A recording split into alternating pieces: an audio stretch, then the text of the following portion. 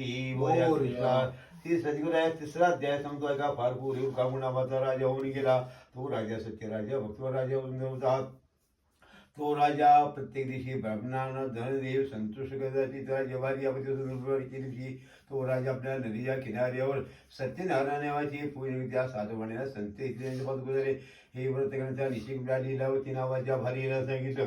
आपण सत्यनाचा नवस केला पण सत्यकुमारी लीलावती गर्भवती त्याला 9 महिन्यानंतर कन्या रथतेला एक प्राप्त तिला कलावतीनंतर काही त्या लीलावतीने प्रश्न की महाराज आपण पोरी सत्यव्रत पूजा का करीत नाही. आपल्या पत्नीचा प्रश्न ऐकून साधवाने सांगितलं आपण आपल्या कन्यामध्ये कलावतीला याची पूजा करू. आपली बोलल्यानंतर योग्यता निमित्त मी विचार केला. उत्तर होते ज्ञान तुझा पण वर्ष जगता कंचे नवाच्या अन्नाकडे गेला. सर्व गुण संपन्न मुलाला लग्न कन्यादान केलं. परंतु लग्न सत्यनारायण देवता 9 विसरला.